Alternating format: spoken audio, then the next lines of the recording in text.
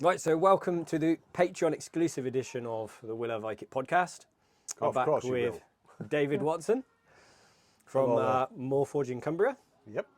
And so we've got three more questions The for you. three if crucial you're- questions. Yeah, Fire and then away. you can get on with your evening. Yeah, okay. Okay.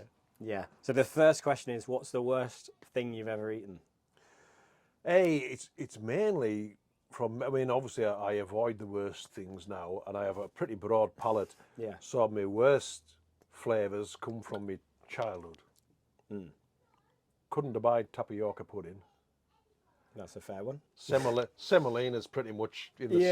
same ilk. Not a fan of that. But if you're looking Yeah. for something that the one thing that makes me gag is tongue. I could never get, and it's not, I'm not bothered whether people say, is it because it's out of a cow's? I don't care where the tongues come from. I eat oxtail. It's not Yeah. that. It's not that. But it just for something, whether it's the texture or something or whatever, I don't know. But it's the one thing that makes me gag. So yeah, tongue. That's a good answer. I can eat it. The issue I have is I find it really difficult to bite into. I think it's because I think I've said this on an earlier episode, but you're biting into a tongue, and you've got a tongue, and so for me it's psychological. So it's not the text. They taste fine. You could say the same of rump. You bite into a rump, and you've got your own. I know, but I think it's You've because got- there's the tongue in my mouth, Yeah. taste in the tongue, and there's a thing in my head that goes, hang on a minute. Is it going to taste like when I bite my own tongue? Yeah. Am I going to like this so much? I'm just going to keep chewing. It's getting into horror film territory. That. You're eating your own face, man. All right. So the next question is there a most memorable meal? Hey, as I say, I've got a broad palate, so Yeah. I like most things. But given location, circumstances, and the food, I think back to down in the quarry at Threepland where Grampus are based, Yeah. and this is going back, be nearly 10 years now, and they had some Romanian guys over doing a lime burn, and they'd built a lime kiln, they'd packed it, or were actually doing, burning limestone to make slaked lime. Yeah. And so they light the fire and just feed it with logs for, I think it was like 48 hours straight there to keep this fire burning. And there was 4 or 5 German foresters there. They were over on a different project, but they were down there at the same time.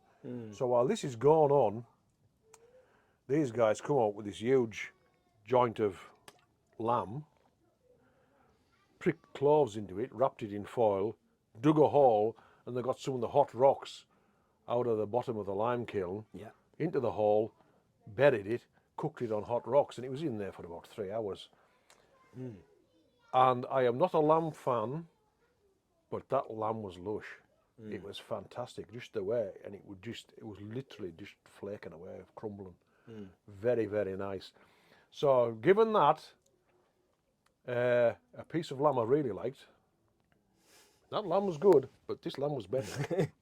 I'm being tactful Noted. here. I'm being tactful here. But yeah, and just the circumstances, these German guys just on spec turned up with this lump of lamb and cooked it in a hole in the ground, and the circumstances we were doing this big old lime burn and all kinds of things, and it was just the combination of it all. We sat down, lumps of bread and this lamb. What a brilliant lunch! Yeah, Sounds great. it was good. All right. So the very last question for you is: you've died, and your friends and family are preparing your grave goods. What food and drink do you get to take to feast in Valhalla? It's going to be dark beer and mead. I will presume on the drink side, they know me well enough to know that I'm happy with dark beer and mead. Although I have been known to quaff a nice brandy. Yeah. But anyhow, that's a... food-wise,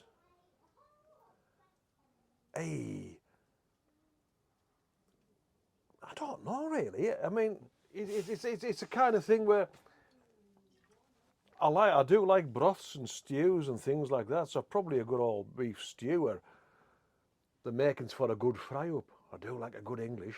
Yeah. that kind of stuff. If you could talk and if it's stuff that's Almost classic British food. classic British food, I can't go far wrong with it. Yeah.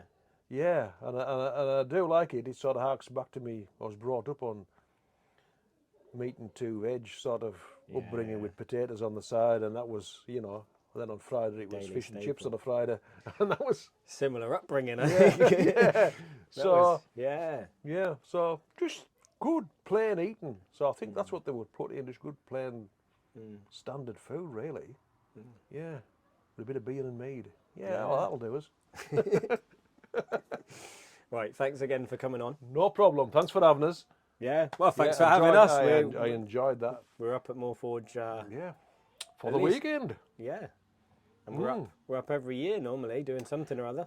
Always a pleasure. It's always interesting, and I always learn something. So yeah, thanks for coming. That's all right. Thank you. You're welcome. Right, bye bye. Cheerio.